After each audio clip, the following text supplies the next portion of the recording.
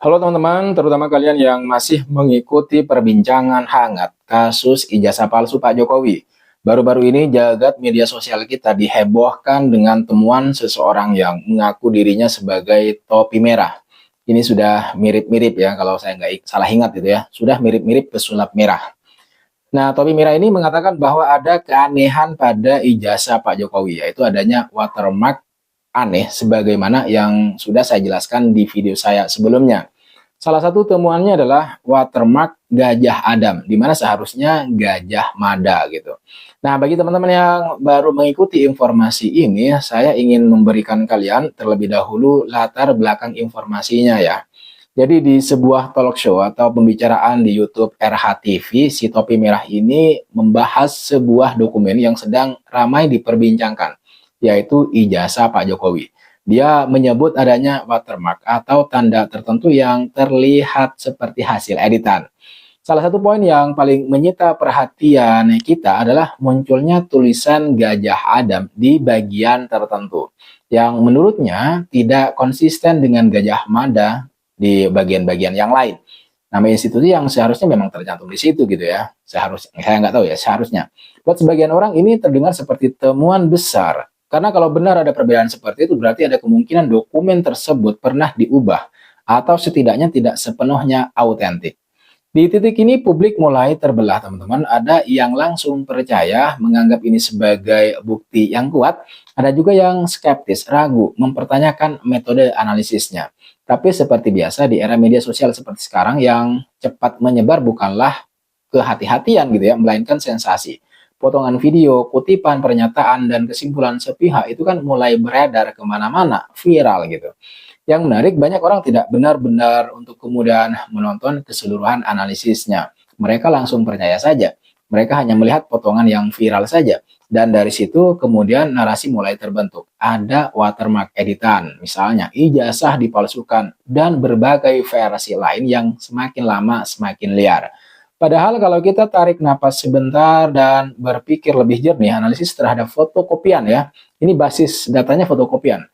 Kan sebenarnya sudah punya keterbatasan yang besar. Fotokopian itu sendiri kan adalah hasil reproduksi. Artinya kualitasnya itu tergantung pada alat, proses, bahkan kertas yang digunakan. Bukan dokumen asli, distorsi bisa terjadi di mana-mana.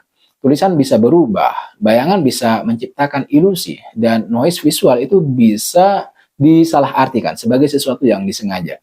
Tapi dalam suasana yang sudah panas teman-teman, detail seperti ini itu seringkali diabaikan. Nah sekali lagi ini bukan dokumen asli tapi salinan. Dan anehnya justru dari salinan itulah menurut dia ada sesuatu yang janggal. Beberapa waktu setelah kemunculan analisis tersebut teman-teman, terjadi sesuatu yang tidak banyak diprediksi oleh orang ya. Sosok topi merah ini muncul lagi di platform media sosial yang berbeda. Kali ini nadanya tidak sama, tidak sekeras sebelumnya, tidak seyakin sebelumnya. Dan yang paling mengejutkan dia mencabut analisisnya. Menurut salah satu sumber ini adalah pencabutan terhadap analisis yang dilakukan topi merah terhadap ijazah Pak Jokowi. Dia mengatakan bahwa dokumen yang dianalisisnya itu asli. Pernyataan ini tentu saja langsung menimbulkan tanda tanya besar. Apa yang berubah? Apakah ada data baru misalnya? Apakah ada klarifikasi? Atau ada faktor lain yang tidak bisa diketahui? Dia sendiri memang mendapat informasi bahwa dokumen tersebut asli. Sampai di titik ini kita perjelas dulu teman-teman, yang asli yang mana, apakah ijazahnya Pak Jokowi atau lainnya, itu tidak ada keterangan yang jelas. Tidak, cuman memang dokumennya asli, tidak ada penjelasan yang benar-benar detail gitu. Tapi menganalisis isi dokumen fotokopian adalah kekeliruan pertama yang dilakukan oleh seseorang apabila ingin membuktikan dokumen asli. Untuk membuktikan bahwa sebuah ijazah asli atau tidak, ya analisis dokumennya gitu ya, dokumen aslinya. Artinya bukan dokumen hasil reproduksi dalam bentuk fotokopi. Karena ya sudah jelas gitu ya, dokumen fotokopian itu tidak bisa dijadikan sebagai ukuran sebuah dokumen asli atau tidak gitu. Lagi pula kampus sekelas UGM itu kan tidak mungkin gitu membuat kesalahan watermark, apalagi jika memang pada dokumen aslinya tidak ada watermark gitu. Artinya, jika kemudian ditemukan adanya watermark seperti yang ditemukan oleh topi merah, boleh jadi dokumen tersebut sebenarnya adalah hasil editan gitu ya. Walaupun demikian, kita tidak bisa langsung untuk kemudian menuduh bahwa ijazah Pak Jokowi palsu hanya atas dasar hasil fotokopian tadi. Boleh jadi itu perbuatan orang-orang yang tidak suka pada kebijakan-kebijakan Pak Jokowi waktu masih menjadi presiden selama 2 periode. Atau perbuatan pihak-pihak tertentu yang ingin meruntuhkan reputasi dan elektabilitas Pak Jokowi. Kalau kita lihat lebih luas, fenomena ini sebenarnya bukan hal baru lagi. Di era digital, siapapun bisa menjadi analisis gitu. Dengan sedikit pengetahuan, sedikit keberanian, dan platform yang tepat, seseorang bisa menyampaikan opini pribadinya yang terdengar seperti fakta. Dan ketika opini itu dikemas dengan rasa percaya diri yang tinggi, banyak orang bakalan langsung percaya. Masalahnya tidak semua analisis punya dasar yang kuat. Tidak semua orang yang berbicara di depan kamera benar-benar memahami apa yang mereka bahas secara mendalam gitu ya. Tapi karena tampilannya meyakinkan seperti yang dilakukan Topi Merah bersama Refli Harun, maka masyarakat seringkali tidak bisa membedakan antara opini, analisis, dan fakta. Kasus Topi Merah ini menjadi contoh nyata bagaimana satu analisis bisa berubah menjadi narasi besar. Awalnya mungkin hanya pengamatan terhadap detail kecil dalam sebuah dokumen, tapi kemudian berkembang menjadi tuduhan besar yang melibatkan kepercayaan publik, termasuk yang dilakukan oleh Roy Suryo pada awalnya. Dan yang lebih menarik lagi, ketika analisis itu dicabut oleh Topi Merah, dampaknya tidak otomatis hilang, teman-teman. Informasi awal kan sudah terlanjur menyebar, sudah terlanjur dipercaya oleh sebagian orang yang mau percaya. Dan seperti yang sering terjadi, memang koreksi tidak pernah seviral kesalahan awal. Ini yang disebut sebagai efek once it's out, it's out. Sekali sebuah informasi keluar dan menyebar, sangat sulit untuk menariknya kembali sepenuhnya. Bahkan ketika sumbernya sendiri sudah berubah pikiran. Di sisi lain, kita juga perlu melihat bagaimana masyarakat merespons hal seperti ini. Kenapa kita begitu cepat percaya gitu? Kenapa kita lebih tertarik pada informasi-informasi yang mengejutkan daripada informasi yang akurat? Jawabannya mungkin sederhana, karena sensasi lebih menarik daripada kebenaran yang membosankan. Ketika seseorang mengatakan tidak ada masalah, itu tidak menarik.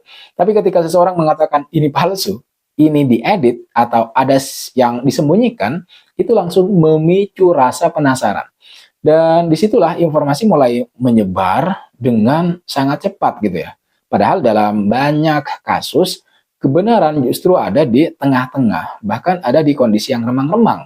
Tidak sehitam putih yang kita bayangkan. Tidak sesederhana asli atau palsu. Ada proses, ada konteks, dan ada banyak faktor yang perlu dipertimbangkan. Nah, kembali lagi ke kasus ini, kita sebenarnya bisa belajar banyak hal. Pertama, tentang pentingnya verifikasi. Artinya, jangan langsung percaya hanya karena seseorang terdengar sangat meyakinkan gitu. Cek dulu sumbernya, pahami konteksnya, dan kalau perlu cari pendapat lain. Kemudian yang kedua, tentang kerendahan hati dalam menyampaikan analisis.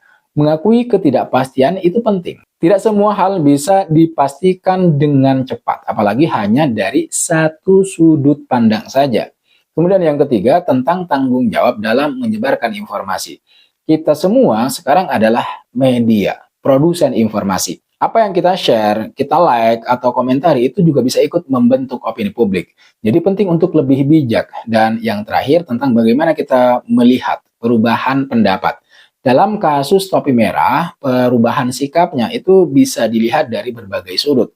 Bisa sebagai bentuk koreksi, bisa juga sebagai tanda bahwa analisis awalnya belum matang. Bahkan dokumen dasarnya saja juga keliru gitu. Tapi satu hal yang pasti teman-teman, ini menunjukkan bahwa kebenaran tidak selalu datang dalam satu langkah. Kadang memang kebenaran itu butuh proses, kadang butuh revisi, dan kadang juga butuh keberanian untuk mengatakan, saya salah. Di tengah semua ini mungkin yang paling penting adalah bagaimana kita sebagai konsumen informasi, sebagai masyarakat menyikapi situasi seperti ini. Apakah kita mau terjebak dalam sensasi atau kita mulai belajar untuk lebih kritis? Karena pada akhirnya bukan hanya soal siapa yang benar atau siapa yang salah gitu. Tapi soal bagaimana kita membangun cara berpikir yang lebih sehat di era informasi yang serba cepat dan disruptif ini. Cerita tentang topi merah ini ya mungkin akan berlalu, akan tergantikan oleh isu lainnya, analisis lain, dan perdebatan yang lain. Tapi pola yang terjadi kemungkinan besar akan tetap sama. Akan selalu ada seseorang yang membuat klaim besar, analisis besar, akan selalu ada orang yang bakalan percaya, dan akan selalu ada yang meragukan.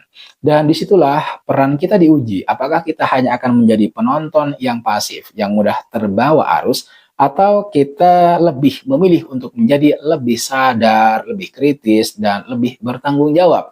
Karena di dunia yang penuh informasi seperti ini, kemampuan untuk berpikir jernih adalah aset yang sangat berharga. Lebih berharga daripada sekedar menjadi yang paling cepat tahu.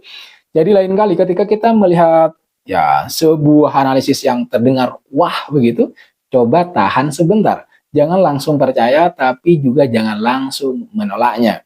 Cari tahu dulu gitu ya, secara lebih mendalam, pahami konteksnya. Dan yang paling penting, ini teman-teman, yang paling krusial, jangan biarkan satu video menentukan cara kalian melihat dunia.